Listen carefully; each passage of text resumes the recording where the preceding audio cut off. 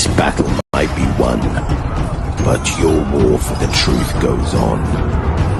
Join Britain's Hidden History, Sunday nights on YouTube.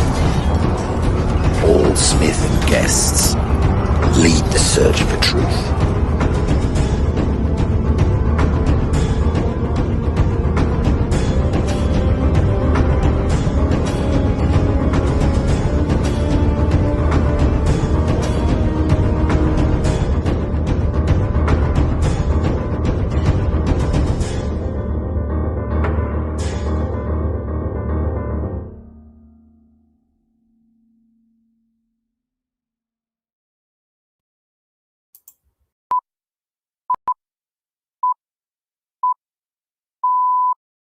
First on BBC One.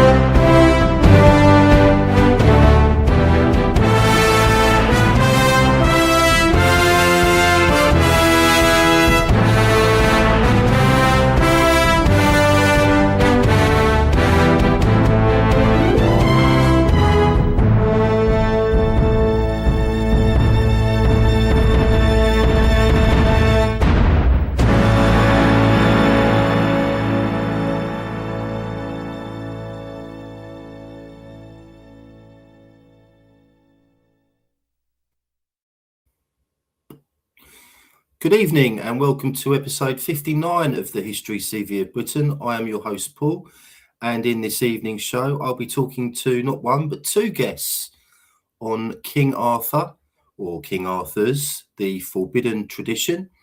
Adam Griffiths and Peter Chesborough will be joining me in a few moments' time. I've noticed in the last couple of episodes that the intro is a bit glitchy. Is it glitchy for you? I'm going to turn on my chat now, which I've managed to fix, to see. Can you let me know if that intro was glitchy at all? I'll have to do something about that. It's a shame. And also on that subject, I've had one or two comments from people, only one or two, that disapprove of the AI intros at the very start of the show. So I would appreciate some feedback, if possible, from you. What do you make of these AI intros? I know that AI isn't everyone's cup of tea. I quite like them, especially when they mention my name. But if they're not popular, then I will stop using them. They've been sent to me, and I'm very grateful to Philip Pearson Every Brown for making these intros and sending them to me.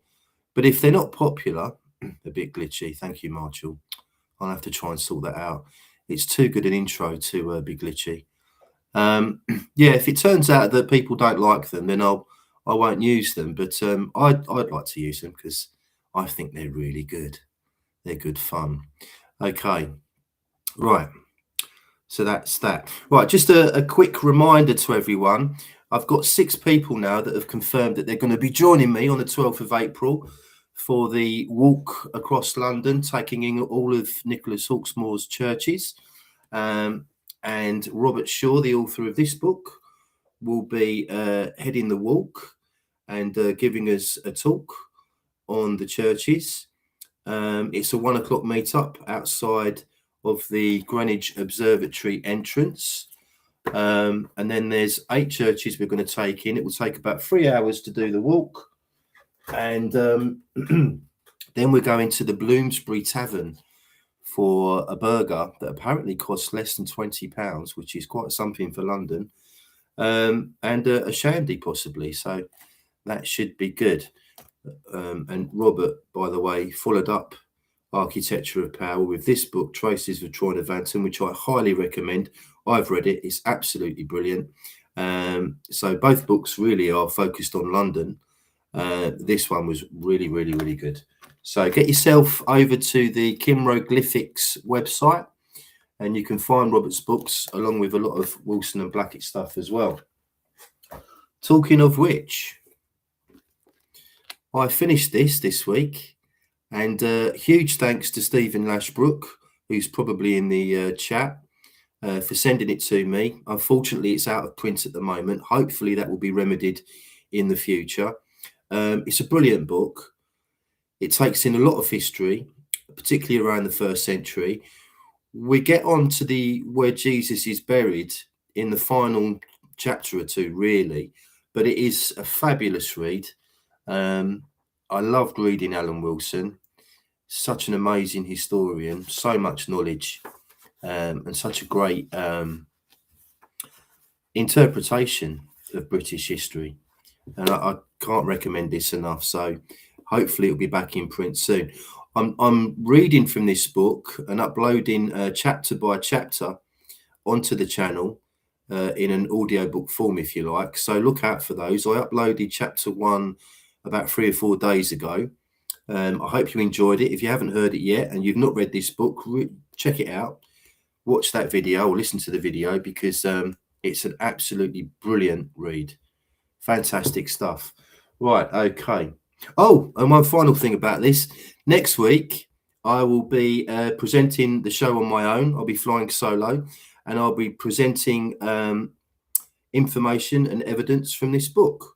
So do join me next week, because I'll need you in the chat box to let me know what you think, your comments and questions, etc. So hopefully that will be something to look forward to. Episode 60 next week will be Where Jesus is Buried, Wilson and Blackett. Now, I suppose you'd all like to know what I'm going to read next, and I'm going to show you this. King Lucius of Britain, written by David J. Knight. And I've only read the first few pages, but I'm already heavily involved.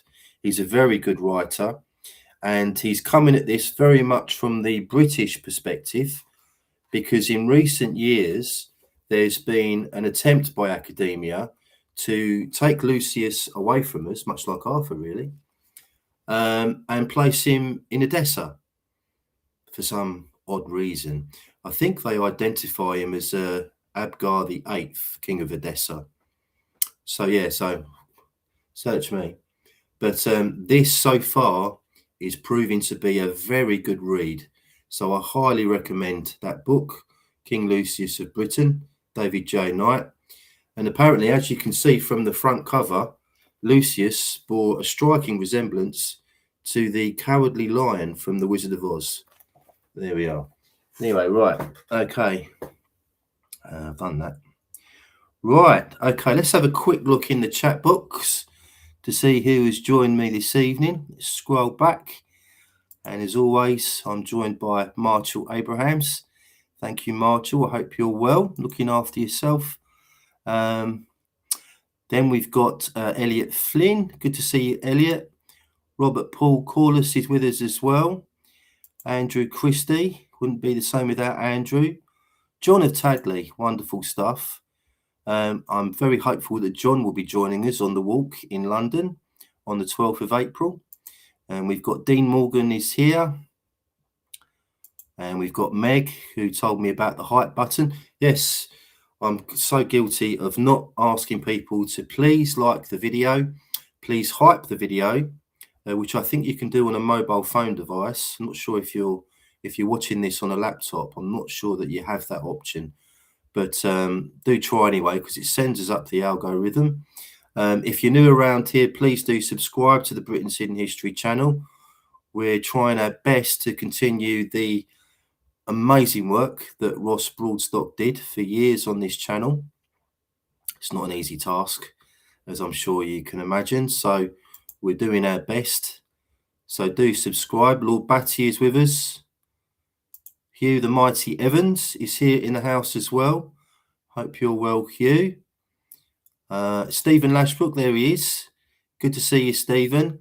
And he's been very, very nice and charitable with me about this book, because he lent this to me thinking that I was going to read it in a couple of weeks, which I did. But he didn't know, and I didn't know at the time, that I was going to record myself reading the whole thing and sticking it on the channel. So that means I've got to hold on to it for a bit longer. So he's a great bloke. Thank you so much, Stephen, for that. I'll send it back as soon as I'm finished. Mr. PH30 is in the house, and so is Daniela McNeil. Nancy Vernon is here. Meg's asking, what's in the burgers? Only one way to find out, Meg. Come on the walk with us in London. I think, if I remember rightly, I spoke to Rob so far once about this. Apparently, the walk will involve a ferry crossing as well at some point, which will be fun. Merlin's boy is here. The incomparable Melissa Campbell of the Mercurial Pathways is in the house. She's done a very good video recently that's on my watch list with Ryan Seven, who has been a guest on my channel a couple of times, Esoteric Explorer. What You Say is here, and you're all having a lovely chat in the chat box. That's good. Right. I hear a resounding cry of get on with it. So that's just what I'll do.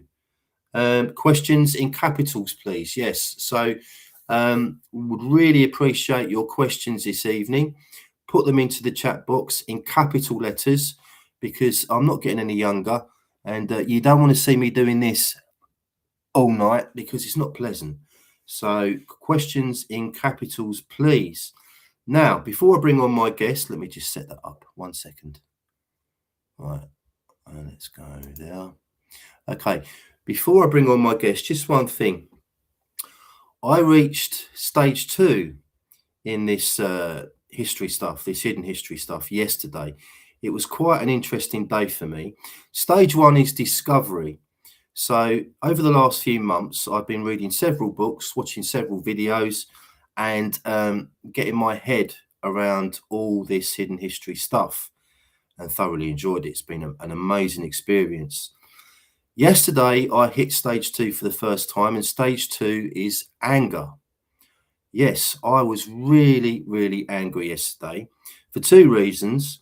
One, because somebody sent me a paper to read, and it was called Saints and Relics in Anglo-Saxon England. So there's a misnomer, if ever there was one. So this was based on saints and relics around the 5th and 6th centuries.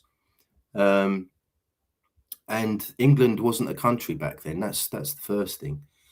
And it was never Anglo-Saxon. So what a load of old rubbish.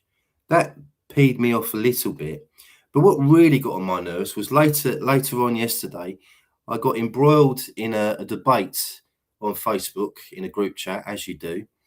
And it was about Iolo Morganwg. And as usual, and I don't like using this term particularly, but the NPCs were all over it. And we got the usual slurs and slanders. Oh, he was a forger, and oh, he was a drug addict, and all this nonsense, complete rubbish.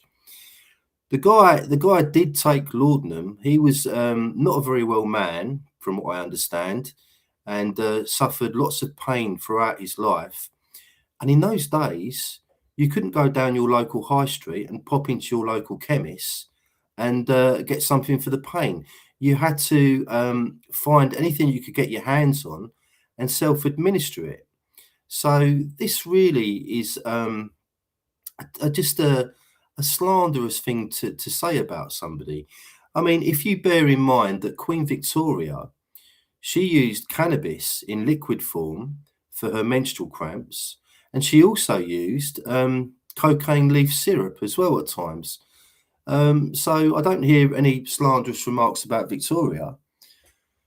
Different times in those days, as I say, there was no chemists. You know, you had to self-administer what you could get your hands on to get yourself out of extreme pain. So on the hard stuff tonight, by the way.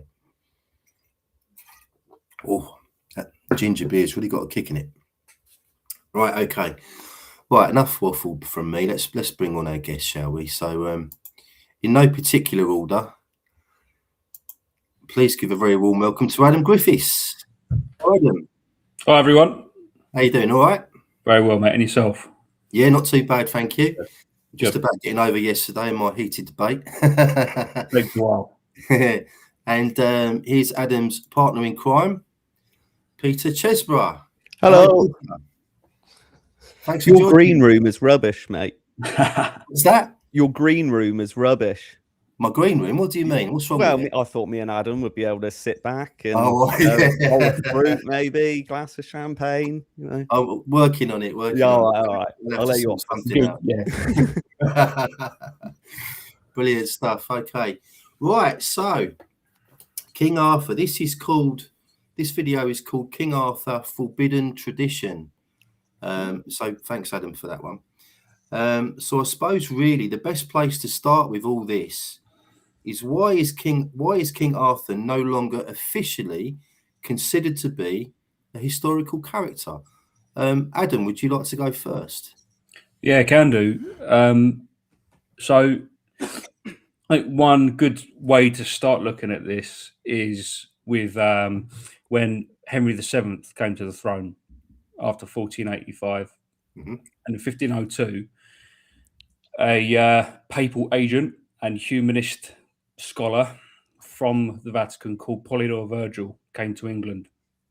And it's a renaissance, and he's really into sort of Greco-Roman philosophy and critical analysis and sort of getting to the bottom of things. And basically, he didn't believe in Brutus or Arthur, okay? And he worked with Henry VII to try and create this new history of England, which was moving away from this kind of more a view of history which would permit sort of mythic things like dragons and prophecies and all the rest of it, and to kind of not secularize but take away history from a mystical point of view to a more sort of pragmatic or corporeal point of view.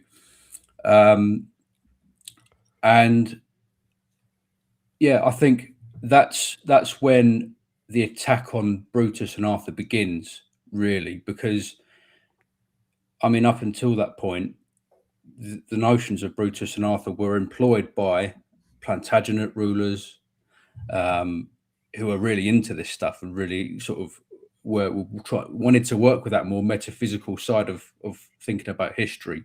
But it's funny because the Tudors come from those lineages, and it's like they're on the throne. And I think there's maybe a bit of a conspiracy to mythologize these histories as well, and kind of say, well, they're not real, but actually incorporate them into their own royal character, their own royal mantle. You know, you get Henry VIII's brothers called Arthur, the one who died as a young boy, you know, and that Arthurian mythos is integrated into how they see themselves. Henry VII calls himself Mabdargan, which is the son of prophecy. So they're employing all of these things for their kind of mystique for themselves, whilst this humanist guy comes in and sort of says, well, we can't do this. We can't actually offer this history to the public anymore as their own history. We've got to sort this out. So does that make sense? Yeah, it does. Well, I mean, I was under the impression that this all first really kicked off with the Hanoverian succession to the throne, but you're going back beyond that, which is very, very interesting. Yeah. Peter, would you like to add anything on that? Yeah, I also see this as a like a 20th and late 20th and 21st century problem, because even you don't really have to go far back to find plenty of very mainstream academics saying Arthur is a historical character. Rachel Bromwich, for instance, she placed Arthur in the north, which is one of these northern Arthurists and things like that. But then you bring it sort of forward into our period, and it becomes less and less. So Arthur he kind of goes down through stages. So in, say, like the post-war period with Raleigh Radford and stuff digging up Tintagel, he very much saw Arthur kind of how I see him as a real power in Britain, a high king. But then things sort of then kind of slowed down, and they see Arthur as just as a regional king, or maybe a mythological king or something like that. And that's where academia moved. And then as we move closer and closer, then he becomes less and less even of that, and just becomes, like a literary figment, basically. And I think it's a lot to do with a mindset which is right across so many subjects, which is like, anything that seems too out of the ordinary for us, we become like allergic to it, and it's like unscientific. You can't study the paranormal or aliens or anything that puts us slightly on edge, in terms of reality. And because Arthur is become so mythologized, and especially in Hollywood and that people then become allergic to the idea that there might be some sort of historic truth to it. None of us are saying that it was a bearded guy who pulled a sword from a stone and slayed dragons and things like that. We're very much trying to base him in a real historical context. But yeah, we just right across so many subjects, there's this idea like, we can't say that Arthur was historical because it seems far-fetched or something like that. But that's an ideological point of view. It's not something that's based in fact or research or yeah.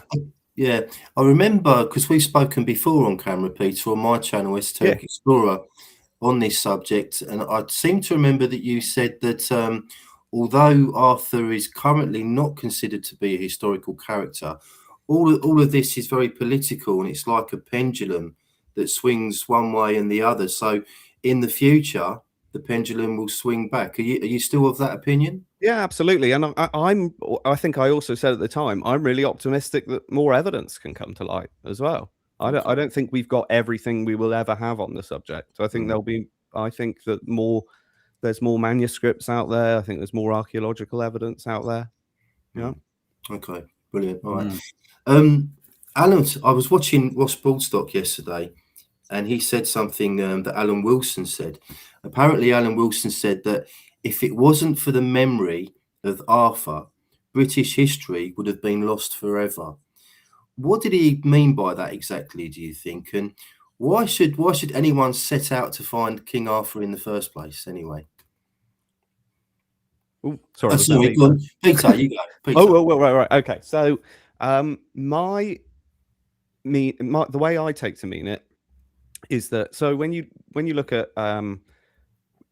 manuscripts that talk about Arthur, so Nennius, Historia Britonum first, and then Geoffrey is a great one for a full narrative of Arthur. Those books aren't just about Arthur.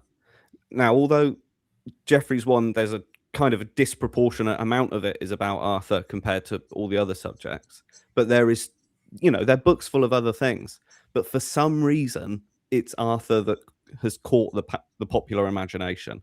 And I think Alan Wilson's point is that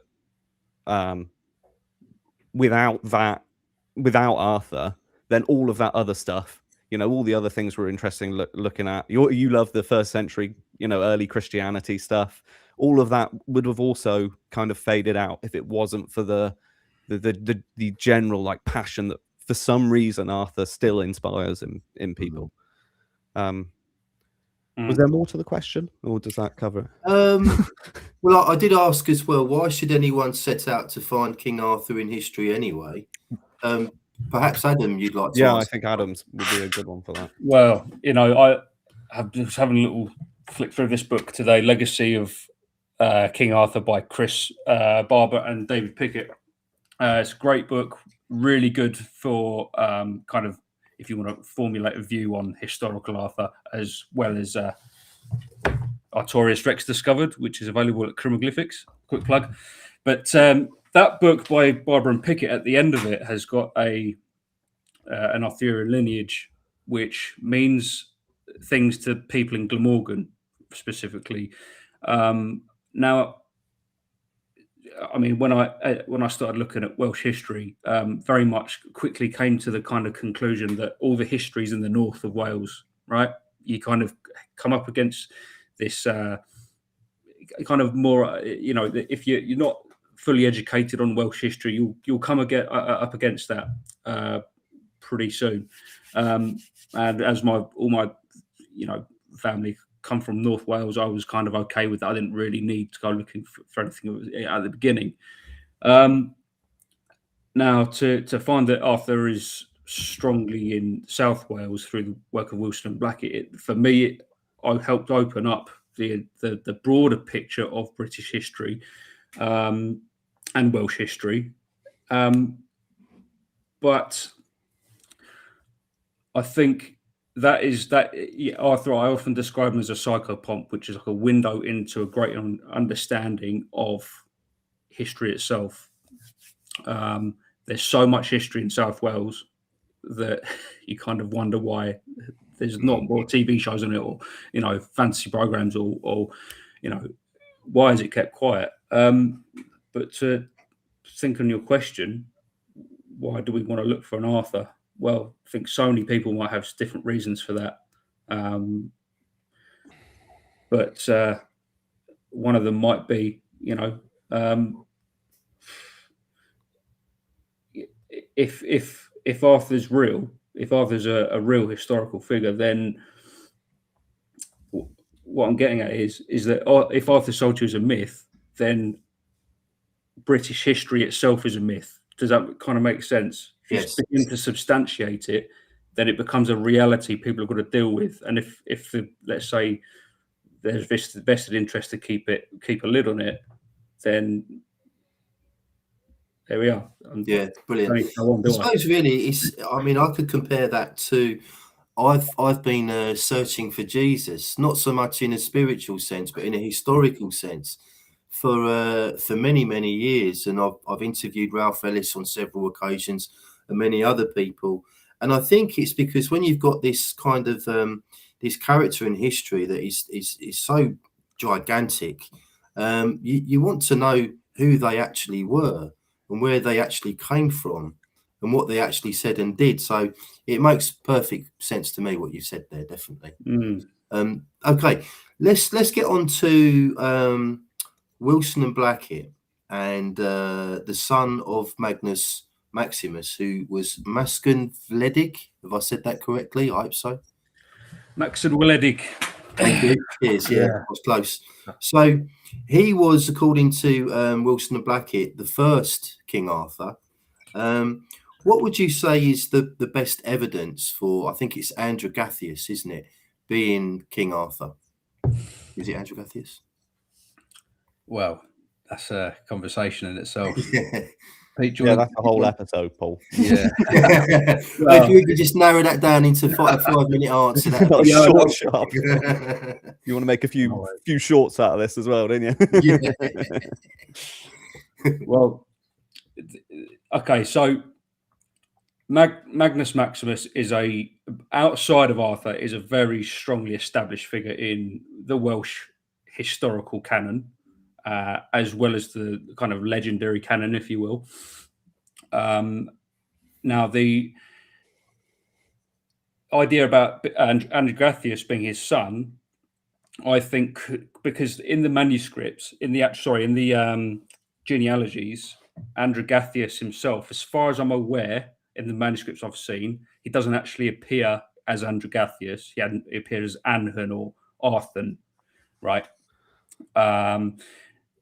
And that becomes conflated, or not conflated, but there's a tradition from Zosimus, who's a pagan historian I think he's Greek. I think he's a Greek. Yeah, he basically retells the story of Magnus Maximus invading Europe and then hunting down Gratian and killing the Emperor Gratian, and basically says that he was murdered by a man called Androgathius. He's called Androgathius, right?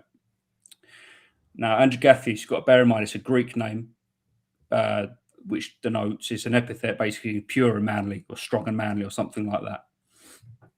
But Arthun, in the Welsh tradition, is called Arthur, or Arthun, the Black King of Greece. So to find a kind of Greek epithet for someone who's remembered in the Welsh tradition as the King of Greece, I think it's fair grounds to kind of make that hybridization of traditions to say that Androgathius was Arthun, who's in the genealogies, 10th century genealogies, which predate Geoffrey of Monmouth, which saying that he's the son of Maxen.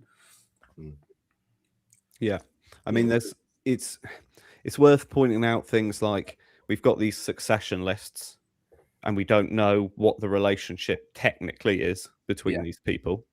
So, and therefore also worth saying that Androgathius isn't necessarily said to be the son of Magnus Maximus. He's just one of his generals, master of horse. Yeah. But that doesn't, because of both of those things, it means that we can't use them to negate each other. I think there's still an open possibility there, you know.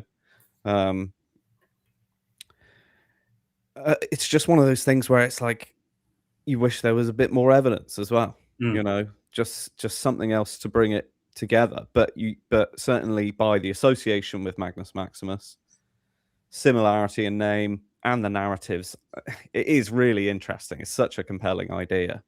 I think it's also worth saying that most people make that name Anhun Anthony when they sort of bring it into a modern name sometimes, or at least Anton, and they think that the black aspect is Antony or something like that. But it's just, I don't know. It's like, I say, something that you'd like evidence for, just more evidence of. I mean, it's such a fascinating period in history. There's one other thing I love about Magnus Maximus as well, Paul. And this is really interesting when you talk to people about Arthur and Arthur's name, okay? And that is, what is Magnus Maximus in Welsh? So it's Masc and Ledig. Okay, well, if you do a direct translation, Masc and Ledig would actually be Maxentius, and Ledig is kind of untranslatable. No one knows exactly what it means. It's something like land ruler or something like that. Other people put other translations for it. Magnus Maximus in Welsh would be something like Maxim Fawr or something like that. Magnus means great, and the Welsh version of Maximus is Maxim, not Mascen.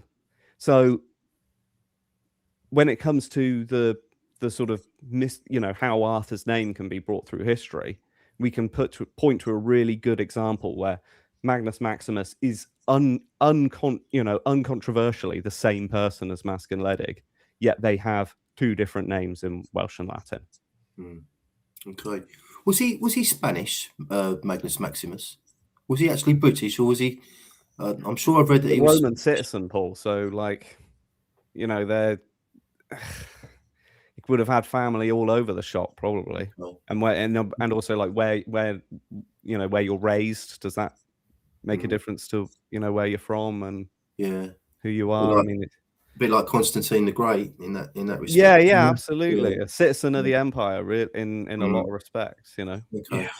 Have you either of you seen my interview? I think it was the first one I did with Adrian Gilbert, and I asked him, have you changed your mind on anything since you wrote The Holy Kingdom? And he said, well, yes, I have, because I went to the I think it was the British Library or British Museum, and I think it was the Harleian manuscript 3859, and he was reading through the genealogies on there, and apparently the spelling of Arthur was incorrect. It was something like Anton as opposed to Arton or something like that. I should have looked that up.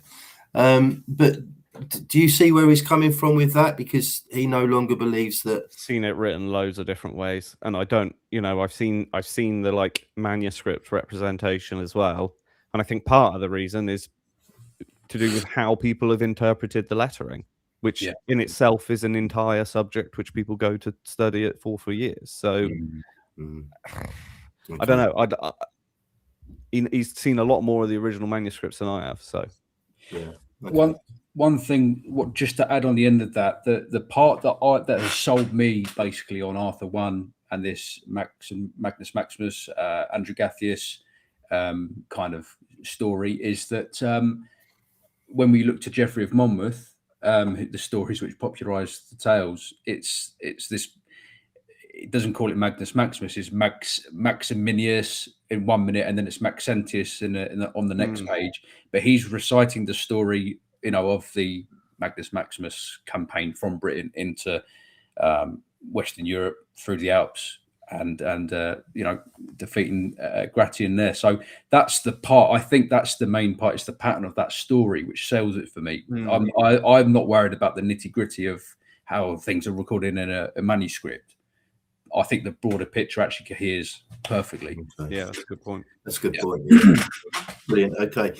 Who was this Guy of Warwick? I think some people identify Guy of Warwick as Arthur, don't they?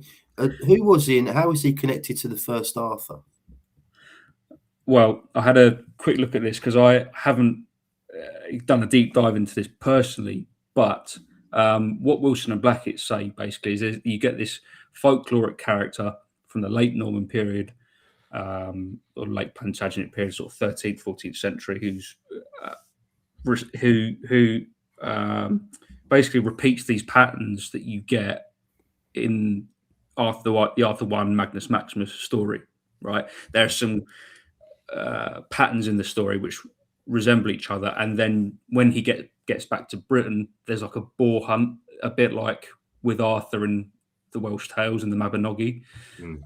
So basically, what Alan Wilson and Baron Blackett are saying, I think, is that there was an attempt at ripping off the King Arthur tales in the 13th, 14th century with this folkloric character.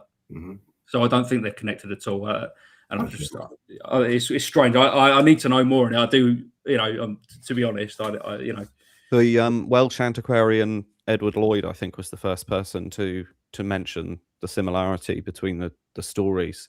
But yeah, I think Adam's made a good point there that at that time, lots of people were writing romances about various characters, the Arthurian canon being the main one. And all of them were pinching and borrowing and changing things and using things over and over again. So it does seem, like Adam says, just like another retelling through a... Yeah. The Normans went absolutely mad for King Arthur, didn't they? Why was that? So one, they would have had a lot of contact with it through Brittany before they came to Britain, and you got to remember that the Normans were Norsemen. They were pagan Vikings who conquered northern France, and when they did this, they also destroyed a lot of monasteries in Brittany, and a lot of history, and a lot of our information about saints disappeared at that time. It left such a mark on the memory of Brittany that in documents hundreds of years later, they're harking back to this horrible event where there was all this burning and destruction and that. And then the Normans then Christianized and localized themselves to northern France. And of course, where better to then to build themselves an identity, but the Bretons, who were the local Romanized Christian, so all, there must have been so much of that already in Norman culture. And then they come to Britain, and particularly Wales, and they hit the they hit the heart of it, They already would have been a lot of contact in Britain as well. You had, small point about the Anglo-Saxons. One thing that King Athelstan did in the 10th century is he went to Brittany and to northern France and got a lot of the Brythonic saints bits and bobs, what they call their skeleton and stuff, what they call Adam, relics, right? And he brought them back to Britain, and they would have been lost to France when the Saxons invaded in the first place, right? So Athelstan was trying to do some sort of trying to appease some people, and you get these really odd things where you'll suddenly get this Brythonic saint appear in like Cambridgeshire or something like that, or even or especially in Wessex, St. Mellor is a good one. And it's just like, it seems weird and out of place, but there was the sort of Germanic peoples, including maybe the Norse as well, just would have been encountering Western Britons all throughout their history and all throughout their development into them becoming a Latin Christian state. Fascinating. Cheers. Thanks for that, Peter. Brilliant. Okay, have either of you read this book? Yeah. You have, yeah? Oh, okay. This one's for Peter then. Okay. So the author, Caleb Howes, suggests that the story of Uther Pendragon was likely built upon the historical memory of King Tudrig, which, of course, is the grandfather of Arthur too. So he says that both Tudrig and Uther returned from retirement to lead a final victorious campaign against the Saxons. They both died shortly after their victory, drinking from a poisoned. They both died shortly after their victory, drinking from a poisoned spring, and both were carried on a cart at the time of death. So they do have some striking similarities in their stories. So, what's your interpretation of that, Peter? Right. So I think Wilson and Blackett went through some of these similarities as well. Just to be really picky. So Uther drank from the poison well. Tudrig died in battle, but he when his body was taken, so he was trying to head down to which island was it? Was it Innisbeer or is it Caldy Island? Flatholm. It was Flatholm. Sorry, they were trying to take his body to Flatholm Island, and he was still alive at the time, actually, I think. And then the idea is that they stopped then at Mathern, and then where he died, the point was the spring then rose from the ground there, and then that's where Myrig built the church of St Tudrig's in Mathern there. Now, there's quite a lot to unpack here. So I think that so Wilson and Blackett do this as well as Caleb. Caleb, covers more different details and things like that, whereas Wilson and Blackett will cover one aspect. Caleb will cover both, or something like that. And I, personally, I think there's loads more that can be said about the subject as well. But yeah, so Tudrig has this very similar story about his life and his death. Okay. Mm-hmm. From other documents, like the Brecon documents, there is another Tudrig spoken of in this time and this place. Okay. And he's called Tudrig of Garth Madryn. This is all we hear about him, right? They don't say anything else. So Tudrig of Garth Madryn deals with the West Welsh and Irish, the Irish colonies, which are sort of kind of naturalizing to West Wales. And he ends up fighting with them and then eventually making peace. And from this peace, what he does is he concedes Brycheiniog to the Irish, basically, and saying, right, your son can have this land. And he gives his daughter Marshall over. Marshall marries Anlach, and Anlach gives birth? No, Marshall gives birth to Brecon. And Brecon then becomes the eponymous king of Brycheiniog, right? Okay. Now, Uther also famously drives the Irish out of Wales. And he then goes on to have a campaign in Ireland. And that's where the Stonehenge story comes in then. They take the stones from Ireland. In fact, I think part of the reason of the war is to get the stones in the first place. Mm-hmm. Now, for one, even just saying campaigning in Ireland, you can argue that a lot of people use the term Ireland for talking about 6th century West Wales. You can argue that point. It's not technically accurate, but you can say that people in manuscripts did this. And especially that people identified people from that area as Irish. So a lot of the saints in Cornwall and Wales, they'll say, oh, this chap's Irish or whatever. He's not Irish, he's from West Wales. He's, a mixed Brythonic Irish sort of state that arose there, kingdom. At the same time as well, in Cornwall, we get a Tudrig or a Tudor who is the tormentor of the saints, right? So whenever the saints come up against something, it's normally Tudor guy or Tudrig or Theodoric technically, but Tudrig would be the Welsh version. And of course, what do we hear in Geoffrey of Monmouth? That Uther goes to war with his friend, his ally, Gorlois, King of Cornwall, or Earl of Cornwall, I think he's called. And Gorlois then brings in aid from Ireland again to help fight against Uther. So we've got basically 3 people, all with the same name, who were all participating in things that we can point to this Uther Pendragon doing. Okay. So when we then get to Arthurus, really you find him in 2 sources. So the earliest ones are a set of genealogies for Glamorgan and Gwent. Some of them don't include his father Myrig. They go Tudrig, Athrus, which is very interesting if you think about Geoffrey of Monmouth, where Arthur is the direct son of Uther. And then the other source is the Book of Llandaff, which talks of an Athrus at Myrig who follows his son.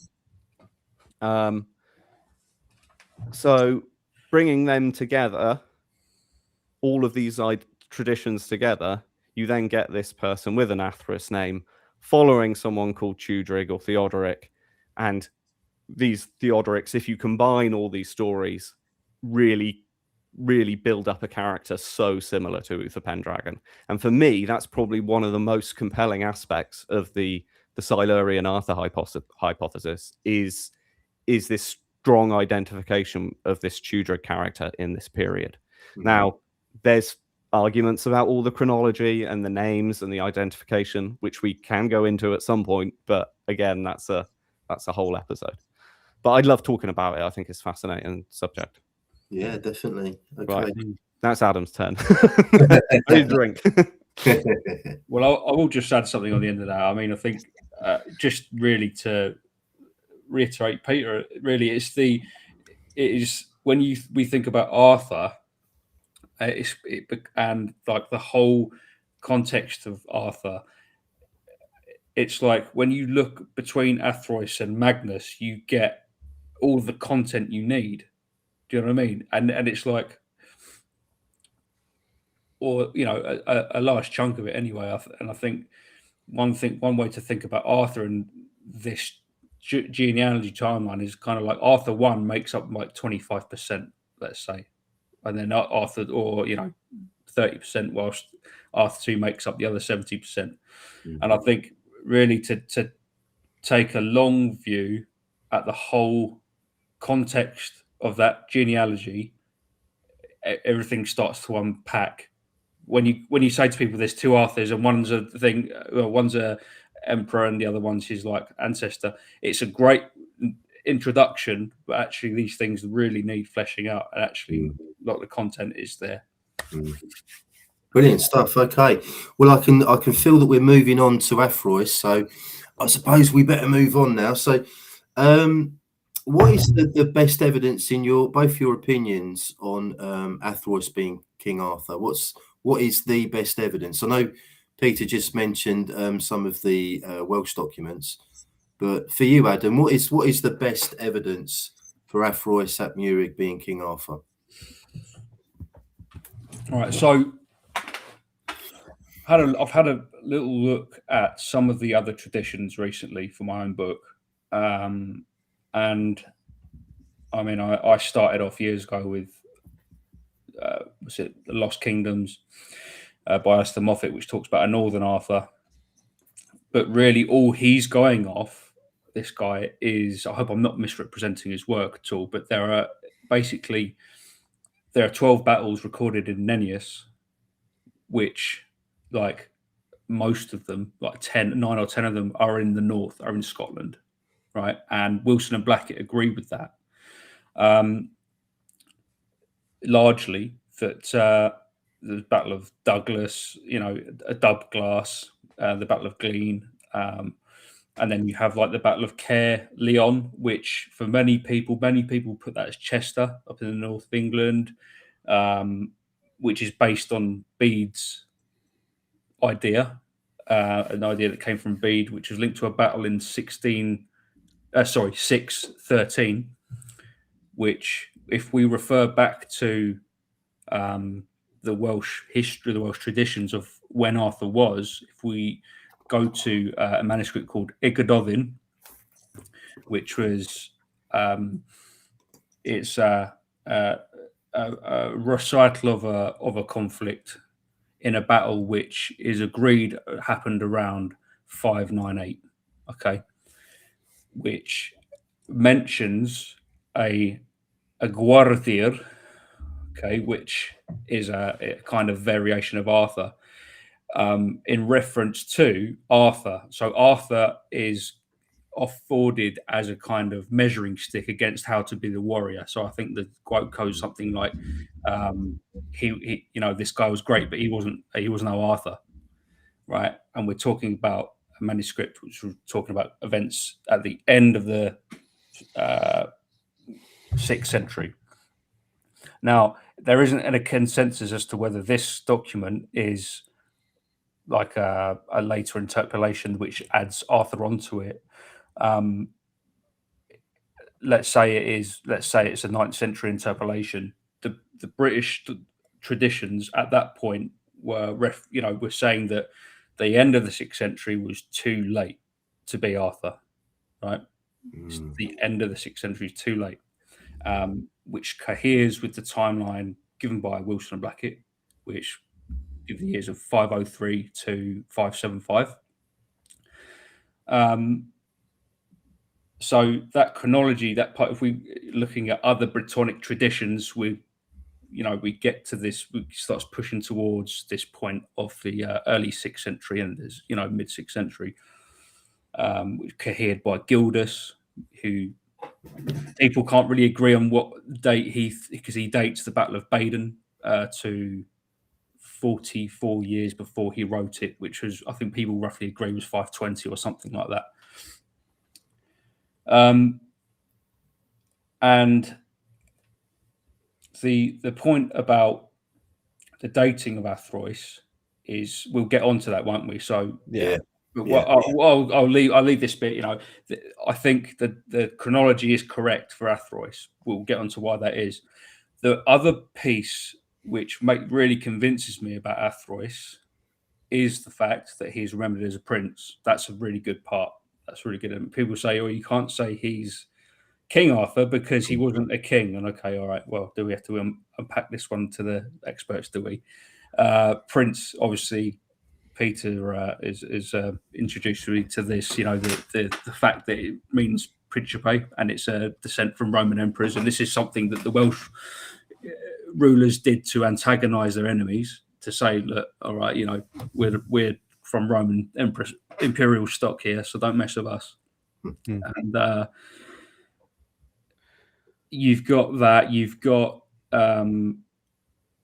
other traditions like that's recorded in the Ogmore stone, which recite an Arth male, which means bear prince, Arth prince, which, even if we go with the original dating, is very early stone, talking about 11th century, talking about 6th century events, citing 6th century people, which cohere with the Wilson Blackett timeline. So you've got that. You've got the fact that Robert the Earl of Gloucester is cited as that's whose Historia Regum Britannica is dedicated to, popularising the Arthurian tales to the Norman courts.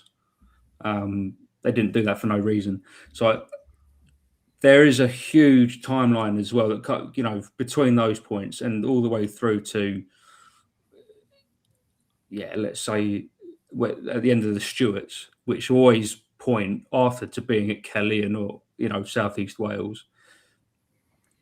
There is my question to an academic is, okay, let's drop Arthur being factual. Why won't you look at this tradition at least?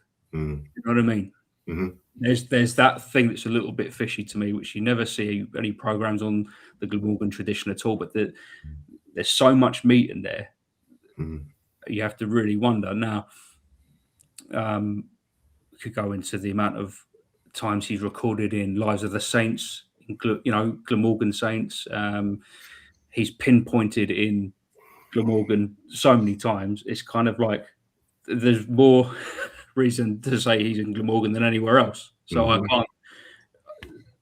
Around the 7, I mean, it's like, I like to call it like that, the like axis of Arthur, and it's like the 7 from like, the West Country, South Wales, and then up the 7. Like this is this is the heartland of Arthur, in the center of that, in that angle, you know.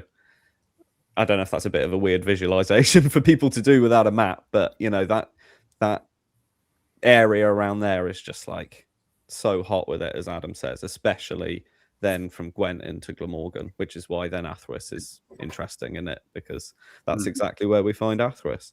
Okay, Yeah. brilliant. I think it's just worth saying, Adam, he is definitely in one of the what they call deeds, well, charters, in the Landaf charters. He is definitely recorded as king. Yeah. Oh, okay. Right. But I think that's really fascinating, that there's not only this sort of question mark over whether Athwys is king, but also a question mark in Arthur studies about whether Arthur is king. You know, because from that, you know, from the very beginning, you know, he's not called King Arthur until, you know, Geoffrey of Monmouth or something. In Nennius, he's called Arthur the soldier who fights with the kings, you know. And so there's always this question. And it's so, I just think it's just really funny that there's this question over whether Athwys is king and this question hanging over whether Arthur's king. You know, it's like the two things mirror each other. I just think it's interesting, you know, might not mean anything, but yeah. Okay, brilliant. I've had one or two conversations with a couple of scholars fairly recently, and they seem to be fairly convinced that Athwys ap Murig was a 7th century character, and subsequently too late to be the historical Arthur. So, how do you counter that? Can I start, Adam? Go for it. Yeah. Sorry, I should be saying Adam. I was going to read from a book, so I'm sure Okay, so that dating of Athwys is really only as old as the 70s, 80s. Pretty much everyone before that in fact, I've never seen an example before that date where that dynasty from, you know, Tudrig, Myrig, Athwys, Morgan is put anywhere but in the 6th century. Now, admittedly, I think it was generally they tended towards a little bit later than maybe even just a little bit later than Arthur, but maybe the same as what Wilson and Blackett do, because Wilson and Blackett's timeline is relatively late compared to other Arthur studies, right? Sorry, is that to do with the fact that they were dating things based on the crucifixion of Christ rather than the birth of Christ? So that certainly can be one of the contributing factors, but only one of them. One of many, should we say. Now, so a lot of people dated those charters before putting that dynasty in the 6th century. When it came to the 70s, someone came back again to the Landaf charters, someone called Weddy Davis, and she did a reevaluation where she completely went through it and she dated it in that way.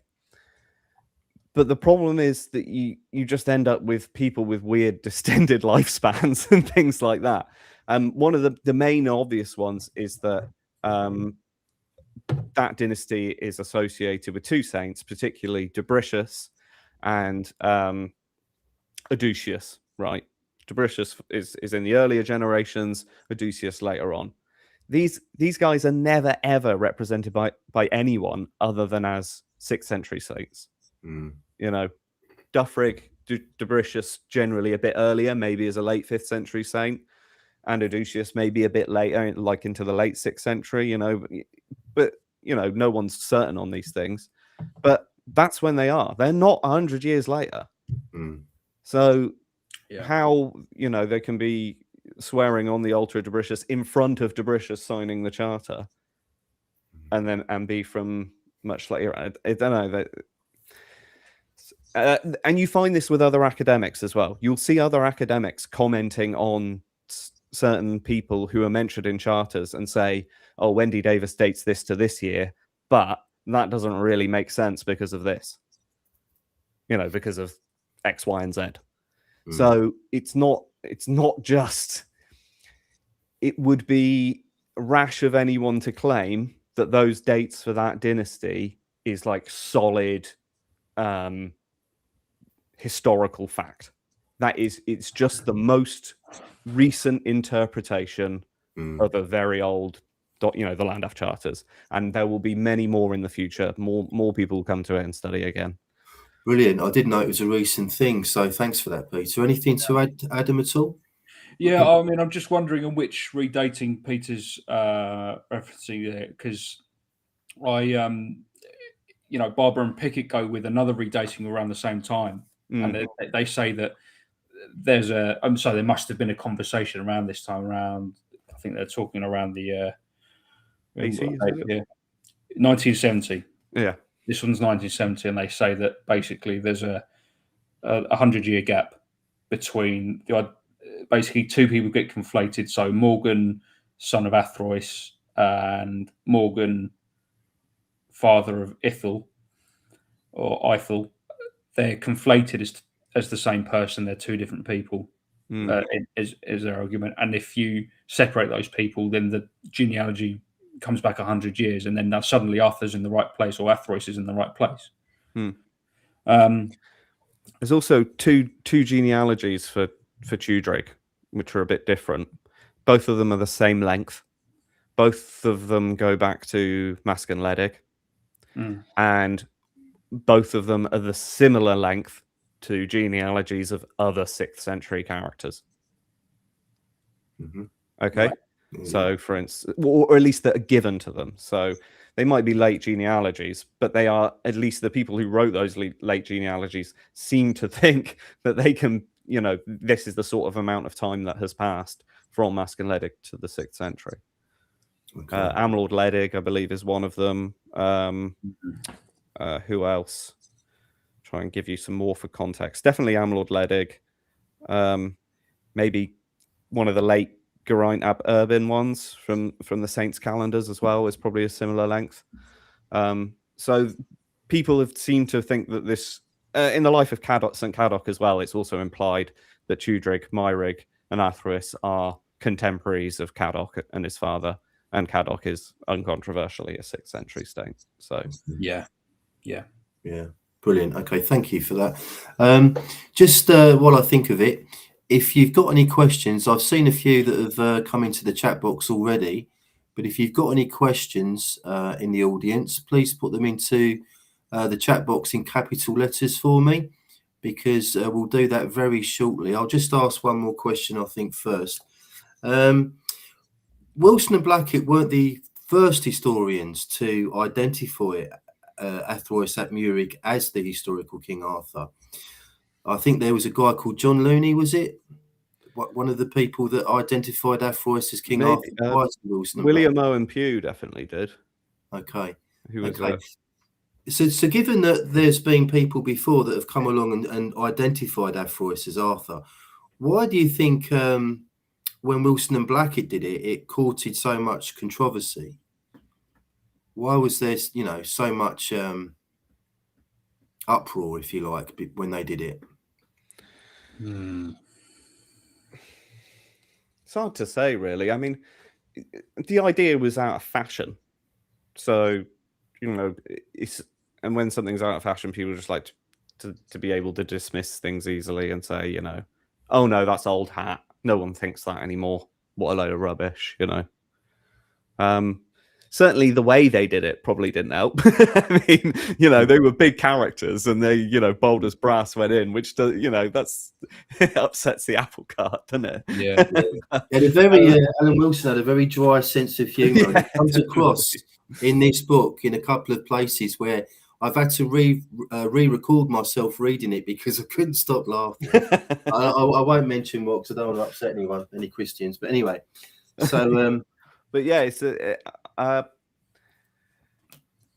was something I wanted to mention, and that's Iolo again. Yeah. So Iolo talks a lot about Glamorgan legendarium, all the saints, the kings, the places, the holy places, the palaces. He never specifically says that Athrois. He talks a lot about Athrois and Tudrig and Myrig. There's a lot in there. He even makes Anna the sister of Athrois, and famously in Geoffrey, Anna is the sister of Arthur. But he never says that Athrois is Arthur. They are two different figures in his writing. quite clearly. However, he definitely wrote some genealogies. Whether he copied them or whether he wrote them, I don't know. I'm not going to say either way because I've not seen them myself. I'm not sure exactly where they're contained, because some of Iolo's work as well is original work. You know, he wasn't always claiming to be writing from manuscripts. A lot of it is stuff that he generated. He never says specifically that Atheris is Arthur, but he does do some genealogies where he spells a lot of their names in different fashions. And in one of them, he wrote Atheris's name as Arthur. And this seems to have, you know, been an influence on quite a few people. And definitely William Owen Pugh, who was, worked a lot with Iolo, but was also in himself an absolutely brilliant, fantastic scholar. You know, he certainly became a supporter of the Silurian Arthur hypothesis. I've never read his work on it. I don't know whether there's specific stuff you can read on it, and whether, if there is, whether it's available in English. Unfortunately, I think that would be another barrier for me. But yeah, so there are definitely lots of people in history who have supported this idea, or at least, you know, and contributed it towards it. And, you know, hopefully we're still going today as well. So, okay. So it becomes a problem when things are in proximity to Iolo, even if they predate Iolo by hundreds of years. And it's like you get this contamination thing with Iolo, and it's kind of very strange. We do just need to keep on unpicking it. But, you know, how Atheris appears in manuscripts, and also how he appears in literature with Geoffrey of Monmouth and the Latin versions of that, which is Atrois, you know, in Geoffrey of Monmouth. He appears as Atrois and is recorded as Atheris in the, you know, genealogies, and it's kind of like you're only a hop, skip, and a jump until you get to Arthur. So it's kind of like just because, you know, Iolo might have made that connection, you know, and it seems like he did. You know, he's behind a lot of how Glamorgan celebrated that tradition when, you know, in the years following his, you know, his death. It's almost impossible to say what Iolo believed now, isn't it? That's part of the problem. And yeah. So, but yeah, I think Adam makes an excellent point there, that whether he believed they were the same person or not is one thing, but I think the perception of how it can be the same name, because the name is one of the biggest sticking points for some people, despite the fact that Arthur is a lot closer to Atheris than it is to like Riothemus or to Ambrosius or you know, whoever else other people might think Arthur is. Talking of, sorry to interrupt, Peter. Talking of, I had a conversation. I had a conversation with a scholar, quite a well-known scholar. I won't mention his name. Fairly early on in my study of this, and he said to me, he asked me, spell Atheris, and I said, oh, okay, A-R. He said, stop. He said, there's no R, and then he spelt out the real spelling. However, I went on to, I think it's the Welsh Online Dictionary a few weeks ago, and looked up the name, and on there they say that the very first spellings of the name, it was spelled A-R-T-H-R-W-I-S, I think it is. So originally the name was spelled with an R as the second letter. So I don't know how significant that is, but yeah, the place to look at would be the early genealogies of Glamorgan, essentially Glywysing and Gwent, and that would be the place to look for the spelling in there. But you know, as I was saying about Magnus, I mean Magnus Maximus, his name isn't Maxentius. Yeah, they call him Maxentius in Welsh. So yeah. Okay. Let's take a question from the floor. Are you both okay for time, by the way? Because yeah. Can I just grab a glass of water? Is that all right? Of course, yeah, of course. 2 minutes. Yeah, I'll shout the first one. So the first one comes from Merlin's boy. Hello, Merlin's boy. He's asked, when was the first Arthur of any part of the country documented? Good question. Yeah, I know there was a Scottish Arthur, but I'm not sure on the era of that particular. Yeah. Yeah, I am aware of that. I think Graham Phillips is doing work on that at the moment. So there's a Scottish Arthur or Artir, which was recorded in the I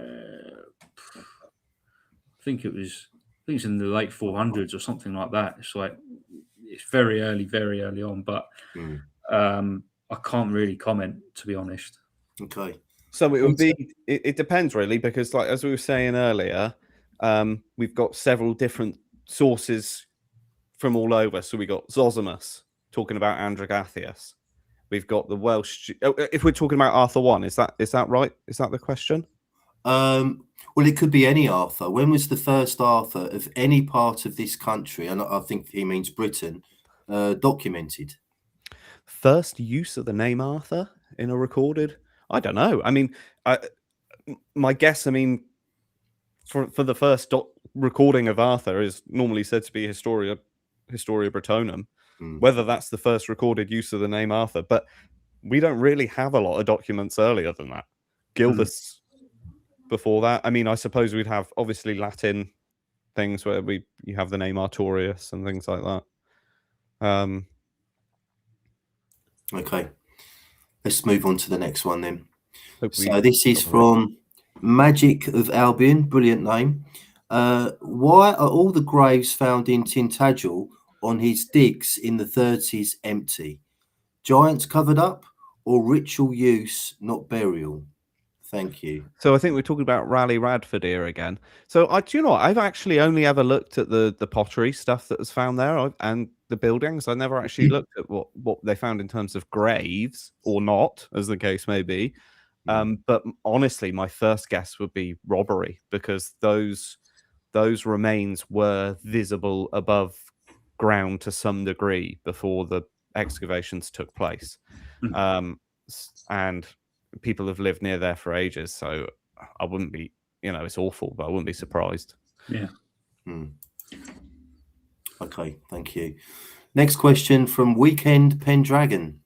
I'd love to know where the guys think there may be potential for new manuscripts to be discovered that could contribute to the historical Arthur discussion.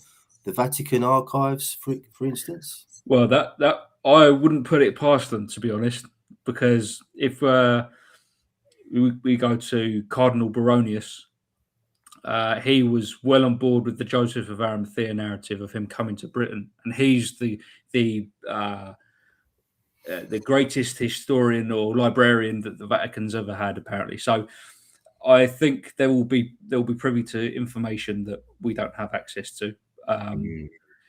But I think, unfortunately, a lot of manuscripts must have been destroyed, but must have just rotted away. It's a long time ago. Who knows what's lurking somewhere. You don't know.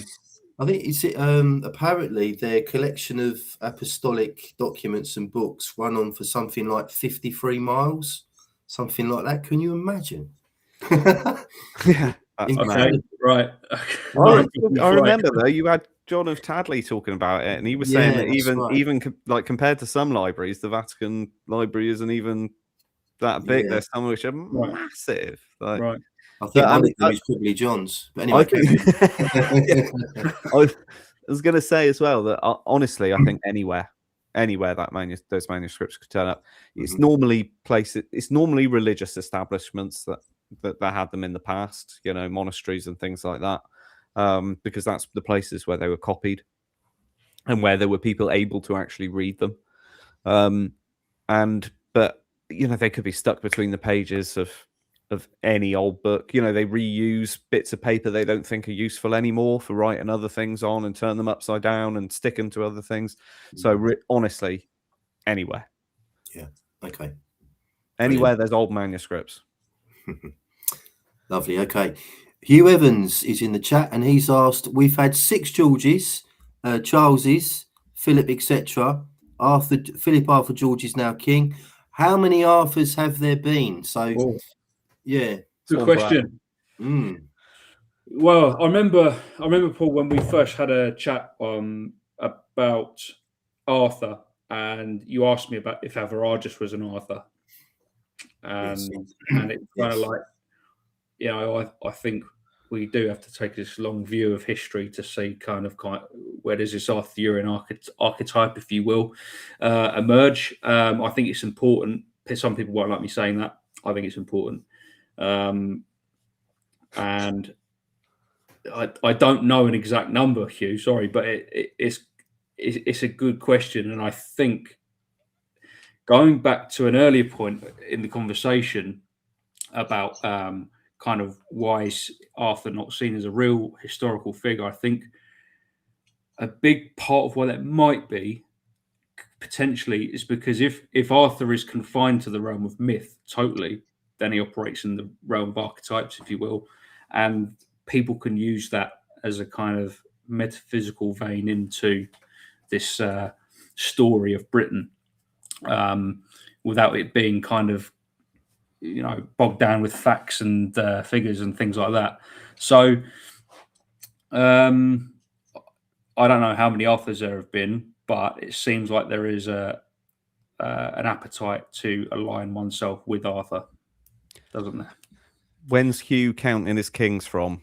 Yeah, Brutus or 10,000 years before that?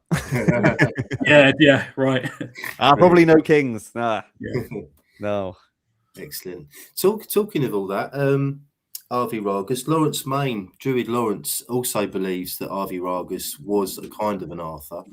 But you've done some stuff on St. George with this, our patron saint, haven't you? And is it Arviragus or Guiderius that you identify as St. George? It's such a sticky subject that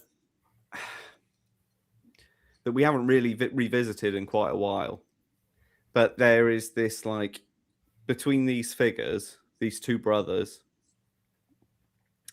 and the George myth, where we find the George myth, there's certainly people who make an similar identification in the past. Again, it's like we find with Arthur, just these like repeating narratives, iconographical associations, name associations, place associations, just all this stuff, which is we found very compelling at the time, but we haven't revisited that in quite a while. So, I mean, I don't know if Adam's got more to say on that. No, I think it's a very interesting idea. And sorry, Paul, go ahead. Sorry, mate. I was just going to say, I think it's an interesting idea in the sense that it was Joseph of Arimathea that, according to the story, handed Arviragus, or was it Guiderius, with the Red Cross flag as a symbol of friendship and thank you for offering us refuge from the Romans, etc. So in the Bible, I forget the passage, but it links in with this whole Holy Grail narrative to do with the covenant moving to another place, and it links in with this story of apostolic Christianity coming to Britain in the first century. There's an extract, a guy called, I can't remember his name, but he's claiming to be drawing from Nennius, a part of Nennius which we can't find in Nennius now, talking about Averagus receiving the shield of the white background of the Red Cross, the white background representing Albion, the white land, and the Red Cross as in the blood of Christ, handing it to Averagus, who is a Silurian king, and is of the, I think he comes after the marriage between, is it Claudius and Genuissa, or is he he comes later, doesn't he? He's a child of that marriage. No, he marries Genuissa. Yes, Arviragus and Guinevere married. Yeah. So there's an imperial marriage in Southeast Wales, and then you have this, you know, corresponding, in Rome, you have Claudia Rufina, who's in the Bible, being recorded as a Roman, a Briton, a woman of the blue-eyed Britons by contemporary Roman poetry. The Platinum Britannicum, Averard's been taken to Rome and being captured after being, surrendered to by what's her name, Cartamandia. That was Caractacus, wasn't it? Yep, Caractacus. Caractacus. Sometimes, Caractacus. Sorry, I'm getting mixed up because sometimes Caractacus but they're contemporary. Well, near contemporary. So the definitely those just possible descendants of Caractacus in Rome would have been contemporaries with Arviragus and or at least his descendants. I mean, it's as I say, it's that this is why we didn't want to talk about the first century. Yeah, sorry about that. It's a habit. Well, it's creeped in, hasn't it? It's creeped in, and I think the reason it's the Holy Grail stuff links in with Arthur, and you can't escape that. Yeah. So I don't think it's creeped in for a reason. There we are. And it's just the most fascinating story I've ever come across. There's so much going on with it. Yeah, Marshall's really the one to talk about that. I mean, she's her book is great on that subject in particular. I love that section of Great Migrations. That was one of my favorite aspects, I think. Yeah, absolutely brilliant. Okay, another question from Dean Morgan. Hi, Paul. Hi, Dean. Do the guys know if there is any evidence of Arthur being a descendant of Jesus? Do they think this could be a factor in why they wanted his legacy gone? I'm just wondering. So the earliest references, and this is kind of the earliest references we get to like apostolic Christianity in Britain at all, is in some of those saints' lives which feature Arthur. They'll show the genealogy of the saint, and they generally go back to Anna, the sister of Mary. So they don't go back to, it doesn't go through Jesus, right? It goes to Anna, sister of Mary, at least in those genealogies, but they are the earlier ones, okay? So, and Anna had a massive cult throughout Western Europe for a lot, especially in the early Christian period. She was a very popular saint, Anna, sister of Mary, which is interesting because it's not one you really come across a lot now. Sorry, Peter. She's described as the cousin of Mary, I believe. Cousin. Is it cousin? I think it's cousin, yeah. Oh, right. I've definitely seen it as sister as well, I'm sure. Okay. Yeah, I'm sure I've seen it as sister as well. But whatever. So, and also I would say that Arthur would have been directly or only once removed related to a number of these saints. Now, that's a lot of nitty-gritty to go into at some point. Yeah. But I think he's very, very closely related. There's very close familial relationships to them. So therefore, if the tradition that they are descended from the Holy Family is accurate and is ancient, authentic tradition, then I think that Arthur would have been immersed in that tradition as well. I think that's absolutely how I'd say it, I think. Yeah. It's like in one way, Arthur's this kind of the whole thing about him being the Mabdarrigan, the son of prophecy, and this kind of king who goes into the ether to come back and save the nation again is very messianic. It links in with that messianic archetype there. So it's also kind of Gnostic. So you get these like lineages which reiterate themselves and bring about kind of they're saviors to the people in times of need. Those stories are there for a reason, I think. It's good to tease out the details eventually and get to the bottom of it. But there's so much to weave through. Okay. Yeah. Right. We're getting close to the end now, I think, of the questions. Here's one more from Bean Sabina. Hi, Peter. Are you planning on doing any further episodes with the Snake Bros? I loved unveiling the marvels of Britain. Sounds good.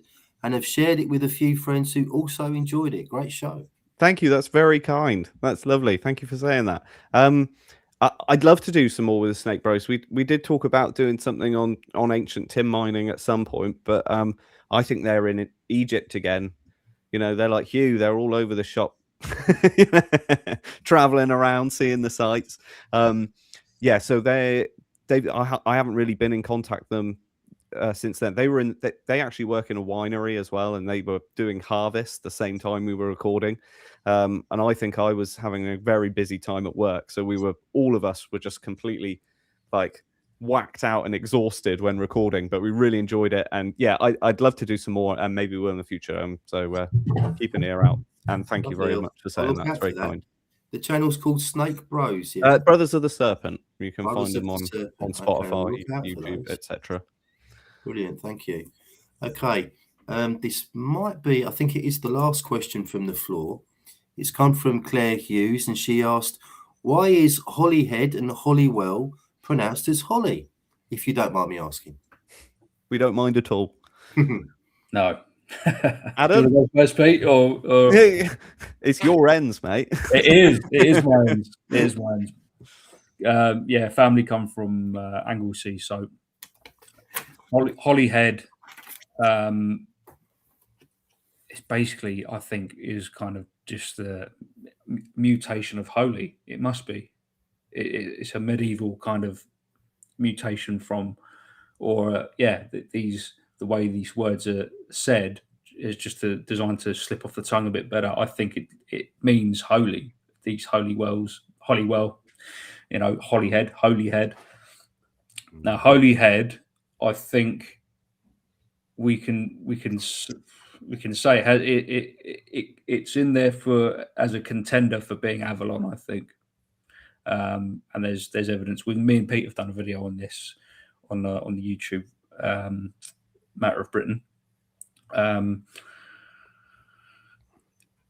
There's a lot of holy ecclesiastical activity going on the island, which I think gives it its name, basically. Yeah. Holywell is a very special place as well, as I'm sure you're aware. But Holywell or Holywell is a very common English place name, and it always relates to a holy well. Yeah. It never means anything else. I think there's the Welsh for holly is like Celyn or something like that. Or that could be a very Cornish pronunciation of that. Definitely Celyn and Cornish. So that would be the name. It's definitely an English name meaning holy head. That's then just as Adam said, just like a slip of translation, not translation, mutation of pronunciation. That's just rendered it that way. Yeah. Okay, we just had a comment from What Makes Britain Great. They've said Holyrood is from Holy Rod, the cross. Holy Rod, yeah. Okay, brilliant. Right, this has been fantastic. I'm going to ask you one more question, chaps, but before I do that, I've noticed that Adam is wearing a very fetching T-shirt this evening. Can you show us your T-shirt, Adam? Now, where did you buy that from, Adam? That is from the link below this, where this video screen is. Well, actually, I've been meaning to buy that myself. That T-shirt, it's brilliant. Is that from Llandaff or Llanwit Major? Llandaff Cathedral, Llandaff, yeah. And I think it's this style of statue, which is kind of, you know, you get them all over sort of ancient pagan religions, and it kind of it's like a Christianized version of that. I can't remember the official name of it, but they were all over Wales at one point, and I think it's the only one left. The Reformation dealt with most of them, but it's one that still survived that period of time, so it's very special in that way. Yeah, absolutely. I wonder if that's Esus, Belly, and Tyrannus. Who knows? Well, you know, yeah, exactly. Good question.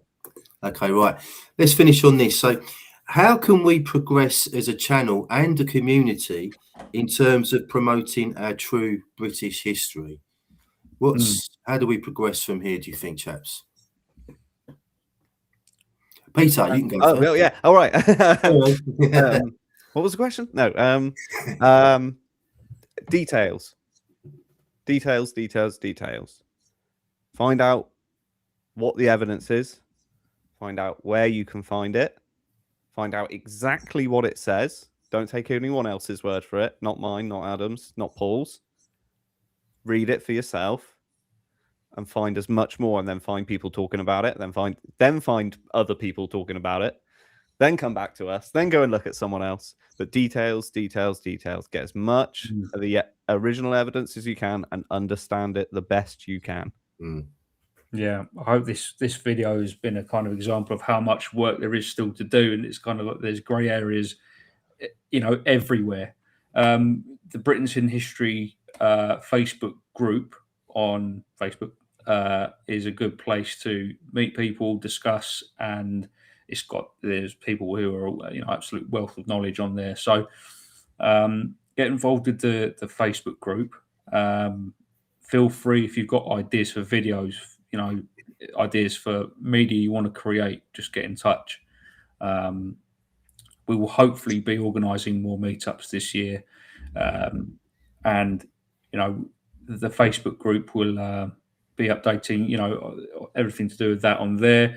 And hopefully, Paul, if you don't mind, if we've got a date coming on, we'll post it on here. So we'll just we'll doing everything all of us can do to keep this going. Yes, as someone who sat in Paul's seat, you guys, he needs all the support he can get. It's Ross's shoes with big shoes to fill, and me and Adam filled half of one of them.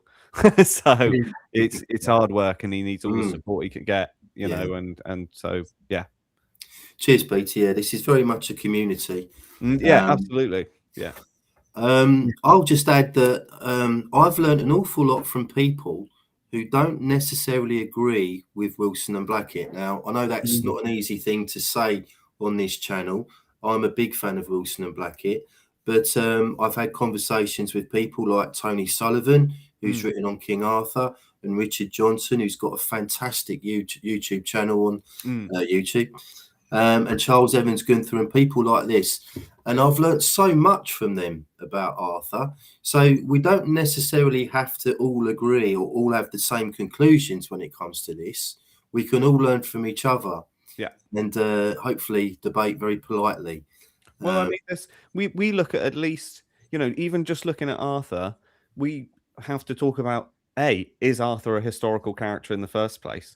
And, Tony and Richard certainly totally agree with you on that Arthur was, Tony's a little bit more, he can present it either way, I think, depending on what he's going for. But, I think both of them would quite happily say, Richard in particular, I think he's very much firm in the historical Arthur camp. And then we go, okay, Arthur is historical. Can we identify him with Athros Myrig or Reothamus or Ambrosius or any of the other, or the first king of Edessa? So there's plenty to go, plenty of subjects that we can argue upon, but all of its context for the wider subject, and all of its interesting, and all of it builds to our understanding. Indeed. Brilliant. Okay. Yeah. All right, well, this has been absolutely brilliant. I've been looking forward to this for weeks, and it's been even better than I thought it would be. So I've really, really enjoyed this conversation. I've learned so much from you two guys just watching you on this channel and the Matter of Britain YouTube channel. So I'm forever grateful to you for, sharing your knowledge and wisdom on this subject. So thank you so much. Please like and hype the video. If you're new around here, subscribe to the Britain's Hidden History YouTube channel, and join me next week when I'll be flying solo and presenting information on this fantastic book, Where Jesus is Buried. So thank you all for watching. Cheers, guys.